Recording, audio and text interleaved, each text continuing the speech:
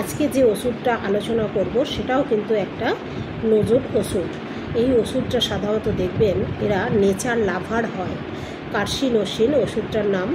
তো এই ওষুধটায় এরা সাধারণত কার্সিনোসিন ওষুধের যারা পেশেন্ট হয় তারা তাদের যে লক্ষণগুলো দেখা যায় মানসিক লক্ষণ, সেক্ষেত্রে দেখবেন যে এরা খুব নেচার লাভার হয়, মানে কোনো ডোমিনেশন, কোনো বাউন্ডারি এরা পছন্দ করে না। প্রকৃতির সাথে থাকতে এরা খুব ভালোবাসে। দেখবেন বাগান পরিচর্যা করতে চায় এবং নিজের সাথে সময় কাটাতে চায়। কেউ হয়তো দেখবেন সেলাই মেশিনের কাজ করে, সারাদিন সেই কাজেই নিজেকে ব্যস্ত রাখে। যতই বয়স হোক না কেন, যতই তার সংসারে কাজের দায়িত্ব থাকুক না কেন, সে কিন্তু একটা নিজের সাথে খানিকটা সময় কাটাতে ভালোবাসে। গাছগাছালির সাথে, পশু পাখির সাথে, এরা হচ্ছে এই ধরনের নেচার লাভার। কেউ তাকে গালাগালি দিক বা কেউ তার সাথে খারাপ ব্যবহার করুক, এটা সে একদম চায় না। প্রকৃতির কাছ থেকে যেহেতু এটা সে পায় না, তাই প্রকৃতির সাথে তার সম্পর্কটা নিবিড় হয় এবং সকলের প্রতি, অন্যদের প্রতি তার একটা আস্থা থাকে। অন্যদেরকে আনন্দ দেবার, প্লিজার এবং অন্যদেরকে আনন্দিত করা, প্লিজিং করা, এটা হচ্ছে তার ইচ্ছা। বাবা মার যেটা ইচ্ছা, সে বাবা মার ইচ্ছা পূরণের জন্য অনেক কিছু করতে পারে। স্কুলে যদি বাবা মা চায় যে আমার সন্তান ফার্স্ট হোক, ভালো রেজাল্ট করুক, তাহলে সে কিন্তু সারা দিন রাত পরিশ্রম করে বাবা মার যে ইচ্ছা সেটা কিন্তু সে বজায় রাখার চেষ্টা করবে। সবসময় দেখবেন নিজেকে গুরুত্ব কম দেয়, অন্যের সাথে তালমিল করে থাকতে চায়, আনন্দ করে থাকতে চায়। এরা সাধারণত দেখবেন কেউ ফল খেতে পছন্দ করে, কেউ অপছন্দ করে। বিপরীত একটা জিনিস সবসময় থেকে যায়, কখনো তার এটা অপছন্দ লাগে, কারোর ক্ষেত্রে দেখবেন পছন্দ লাগে। অথবা ওই কার্সিনোসিনেরই ব্যক্তি দেখবেন কখনো তার মুডটা ভালো আছে, কখনো তার মুডটা অফ হয়ে আছে, মানে একটা বিপরীতমুখী লক্ষণ। কখনো পছন্দ, কখনো অপছন্দ। কখনো খুব পরিশ্রম করছে, খুব কাজ করছে, কখনো তার মনে হচ্ছে যে আমি একটু রেস্ট নেই, আর আমার এত পরিশ্রম ভালো লাগছে না। এদের রোগ সবসময় আবদ্ধ ঘরে বাড়ে, বাতাসে এদের উপশম হয়। সকালবেলা বৃদ্ধি পায়, রাতের দিকে উপশম হয়, সন্ধ্যার দিকে, এবং এদের ঘুমোলে রোগটা কমে। অনেক সময় এরা দেখবেন আত্মহত্যা করার, খুন খারাপি, খুব ভয়ের স্বপ্ন দেখে। লিভার ক্যান্সার, মানসিক সমস্যা, পিকুলিয়ার যে কোনো লিভার ক্যান্সার, এতে একটা বিরাট ওষুধ। এবং ব্রেস্ট ক্যান্সারের ক্ষেত্রে ওষুধ। যখন দেখবেন যে আপনার ব্রেস্ট ক্যান্সারের যে লক্ষণগুলো, ব্রেস্টের নিফিল ভেতরের দিকে ঢুকে যাওয়া, বা রস বা রক্ত বেরোনো, বা আপনার এইগুলো, এবং এই সমস্যাগুলোর ক্ষেত্রে দেখবেন কার্সিনোসিন একটা খুব ভালো ওষুধ, যদি লক্ষণগুলোর সাথে মিলে যায়, অর্থাৎ পেশেন্ট যদি কার্সিনোসিনের পেশেন্ট হয়। সিস্টের ক্ষেত্রেও ভালো ওষুধ, অসাধারণ একটা ওষুধ।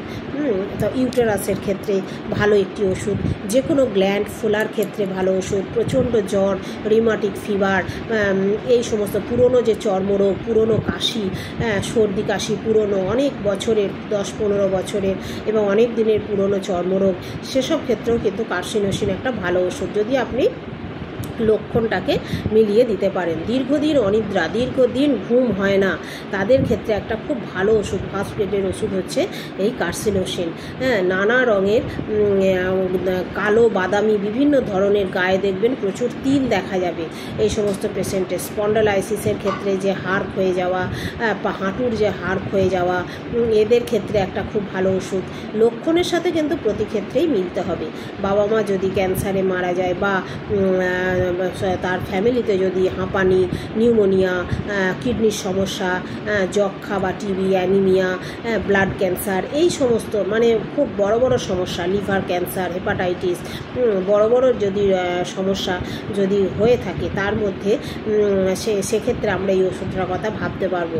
এছাড়া কোনো মানুষের যদি ছোটোবেলায় 3টে খুব বড় সমস্যা, বড় রোগ, কারোর হয়তো টাইফয়েড হয়েছিল, কখনো হয়তো নিউমোনিয়া হয়েছিল, কখনো তার দাঁত বা চর্মরোগ হয়েছিল, এরকম বড় বড় 3 ধরনের সমস্যা, যদি 3টে রোগ যদি হয়ে থাকে, সেক্ষেত্রে আমরা পরবর্তী ক্ষেত্রে আমাদের কাছে যদি কোনো সমস্যা নিয়ে আসে, সেক্ষেত্রে আমরা কার্সিনোসিনের কথা অবশ্যই চিন্তা করব, যদি আমাদের লক্ষণগুলো মিলে যায়, অর্থাৎ এদের যা যা মানসিক লক্ষণ আর কি, সেক্ষেত্রে যদি মিলে যায় তাহলে কিন্তু খুব ভালো একটি ওষুধ। এরা একটু দেখবেন এরা খুঁতখুঁতে স্বভাবের হয়, সমস্ত কাজকে নিখুঁতভাবে শেষ করতে ভালোবাসে। গান টান শুনলে প্রচণ্ড আবেগপ্রবণ হয়ে যায়, খুব ভালোবাসে গান শুনতে।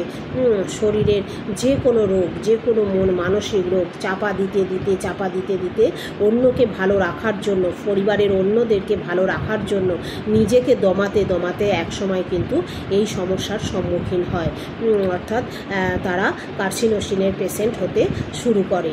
তা এইগুলো আমরা জানব। জন্মগত কোনো জরুল যদি থাকে, অতীতে কোনো যদি অনেক দিন আগে কোনো কিছু ভয় পেয়ে গেছে, কারুর হয়তো মৃত্যু হয়েছে, সেই মানুষটাকে হঠাৎ দেখতে পেয়েছে, ভয় পেয়ে গেল, তো এই রকম সমস্যা থেকে যদি কোনো পরবর্তী ক্ষেত্রে কোনো সমস্যার সৃষ্টি হয়, সেক্ষেত্রে আমরা এই ওষুধটার কথা ভাবতে পারবো। ছোটোবেলায় হুপিং কাশি, ডিপথেরিয়া, নিউমোনিয়া বললাম, টনসিল, গ্ল্যান্ড ফোলা, কর্ণমূল, যে কোনো সমস্যা, যে কোনো সংক্রামক রোগ, বড় বড় রোগ যদি হয়ে থাকে, তাহলে এটা ভাবতে পারবো। কোনো ওষুধ দিতে হয়তো কাজ হচ্ছে না, সেক্ষেত্রে এই পেশেন্টটাকে আরও একবার কেস টেকিং করবো, তার সিমটমগুলো নেবো। যদি মনে হয় যে হ্যাঁ কার্সিনোসিনের সাথে লক্ষণটা মিলে যাচ্ছে, সেক্ষেত্রে আমরা এই ওষুধটা মাঝখানে ব্যবহার করতে পারবো। খুব শান্তশিষ্ট স্বভাবের হয়, খুব নম্র ভদ্র স্বভাবের হয়, খুব চাপা স্বভাবের হয়, যে কোনো কাজ নিখুঁতভাবে করবে, সাজিয়ে গুছিয়ে সব কিছু রাখতে ভালোবাসে। তার কাজের জায়গা যেখানটা সে বসে সবসময় পরিষ্কার পরিচ্ছন্ন রাখার কথা সে ভাবে। মানুষের প্রতি সে খুব সহানুভূতিশীল হয়, খুব দায়িত্বশীল হয়।